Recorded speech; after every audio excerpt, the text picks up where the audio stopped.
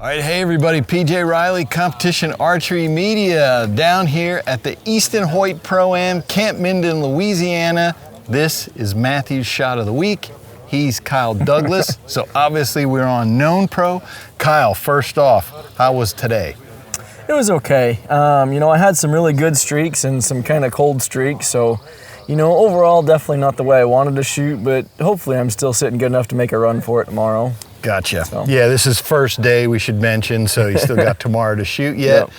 But Kyle, we picked a bomber of a target. I picked a bomber of a target, but I did that for a reason. So this year, you guys went to the 60-yard max. Mm-hmm. So I knew we were going to do this, so I took the last couple weeks and I started shooting 60 yards. That 10 yards makes a huge difference. It did for me anyway, and you and I had talked, and it makes a difference. Not just because it's 10 yards, but your perspective, your aiming, it's just hard to do a lot of stuff. Yeah, it made a bigger difference than I thought it would. I figured another 10 yards, yeah, your groups open up a little bit, no big deal, make good shots, but it really limits the amount of detail you can see on the target. Yeah. And that makes it way harder to make good shots, and there's a little bit more strategy involved now, instead of just straight up gunning as hard as you can at every single one. I mean, you still have to gun at them, but you might, take a little more into consideration than you normally would. Yeah. The thing that I noticed was perspective in aiming, that if you don't know where that 10 ring is, I thought I did, and I was aiming on it at home. I made a perfect shot, and I told you as I was walking up, my arrow was moving far. I thought it was perfect. It was like a right 8 that I thought was right in line, but it was just that much of a difference from my perspective. Just didn't look like it was there. So yeah, you guys talking about that, what are some of the things that you're hearing besides your own observations about that? A lot of guys are kind of saying the same thing. Everybody's still gunning pretty hard at them, and trying not to make stupid decisions. Like if you're sitting really good, don't aim at one that's already got something in the lower section of it and try and go over the top of it or something. Or gotcha. You know what I mean? Like if you're shooting uppers or something, just not. Playing maybe a little bit more safe that way. I never try and take myself out of a 12. I never aim off or try not to hit a 12, but there's a few of them, if you draw bad on the way arrows are in the target or the way things lay, you take a 10 and you just kind of, move on and don't get too worried about it. Where normally, the closer targets, if you miss the 12, you're pretty upset with yourself. Yeah, right.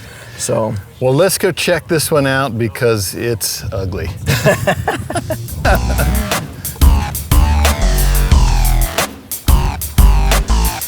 All right, Kyle, so I already know what this is, but I'm gonna range it anyway. It is a coyote, and I get anything from 60.7 to 60.9. What do you get? 61.1. 61.1. Yep. So 60-yard max, but there's a little bit of give cushion that the ASA has. So this one is max distance and tiny target. Yeah, it's a little guy. I don't know. It seems like every time they put a 60-yarder out there, the coyote's always a 60, I swear. So you know why that is, right? Because they don't want to carry the big targets that far. Don Bailey told me years ago, he said, I'm not carrying those big targets out there, the little ones. Yeah. So the reason I wanted to do this is because I can't see great, so I have a 19 thousandths pin. At this distance on this target, I'm basically covering almost the whole 8 ring. Oh my God. We gotta fix your setup, PJ. It covers a lot. But I wanted to ask you, what power scope are you shooting? So I run a 6 power for everything with a 15 thou blue fiber. So, gotcha, okay. Yeah, it's a little bit fuzzy, but I can see it pretty well still. On a target like this, what are you able to aim at? What can you see? It really depends on the target and the lighting conditions and stuff like that. When they put a 60-yarder down there, there's some times where you're almost like area aiming off like muscle lines or the back and the belly and core line. Yeah. Or there's other times if it's shot up enough or something, you might be able to see like some dark arrow holes or somebody's knock or something like that. But you're not picking out like little bitty creases or little bitty arrow holes or stuff like that we normally would to aim off of. You got to pick something a little bigger. Man. And so this one, just to see what's down there, I didn't even look. So if you're going lower, you'll probably be able to see that black dot that's kind of left of it a little bit. I saw a little bit of dark down there. Yep, so the crease kind of comes up to the core line. Yeah. And you gotta be a little higher than that and to the right. The top you probably will be able to see the core line. So here's the thing with the coyote, I usually go upper, but the way this thing's angled, the upper, man, you don't gotta miss too high, and that sucker's going over his back. Yeah, you don't have much room for leeway on the coyote if you're missing up or low. Oh, man, that's crazy. But so on this target, you shot a 12 on it in competition. I did, yeah. Were you leading, or did you have an arrow to hold off of? How did you? Trying to remember. I honestly couldn't tell you on that one. I don't remember. If you're going first, I'm guessing that is a big difference too.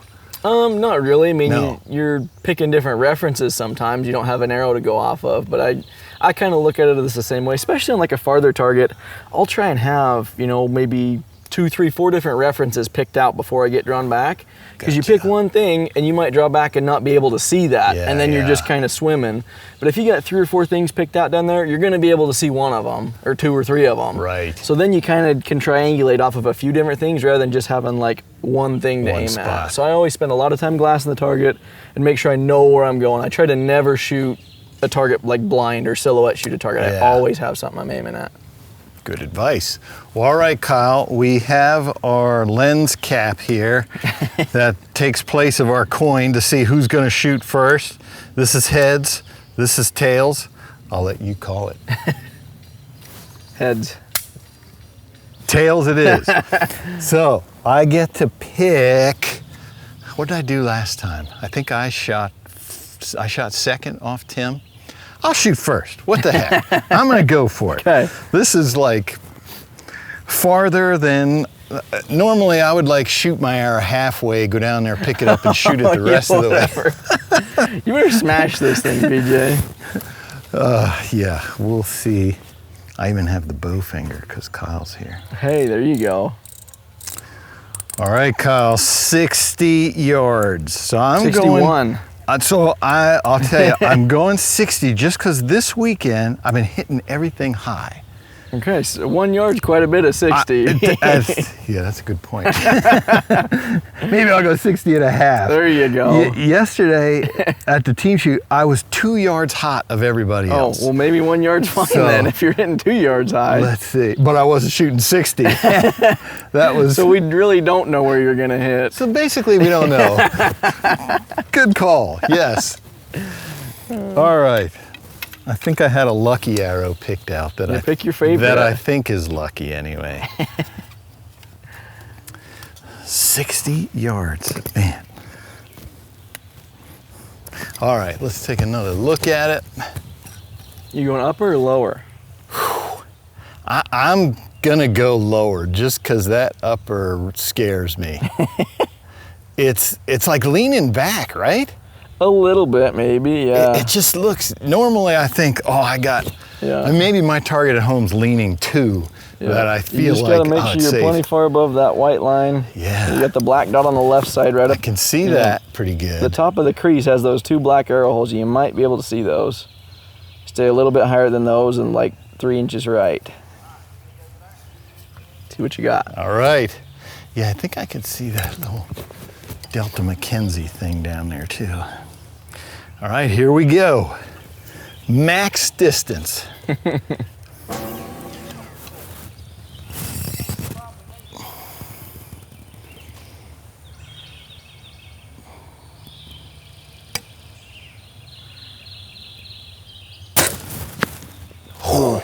little low. I just caught it. It bobbled just a hair as it broke, but there's not much room for air for bobbles on those kind of targets. No, I was good in the black dot. Just as it broke, I was like thinking, all right, let me get it up there just a little bit, and then bang, it went. See, you don't have that problem. Command shooter. You gotta be a puncher, PJ. That's right. Did you learn your lesson? I did. Man, I didn't miss. You didn't miss. I'm taking that. No, I'll see if I can not embarrass myself here. I'm gonna shoot at the upper. I like that core line above it. Okay. Yeah, knowing myself, I'll get lost on the lower way too easy. The upper, I can see the core line, and that'll kind of keep me in the right spot. Oh, gotcha. We'll see. I'm gonna gun hard right at it. If I go over the top, oh well. All right, Kyle Douglas, 3-time ASA Known Pro defending Shooter of the Year.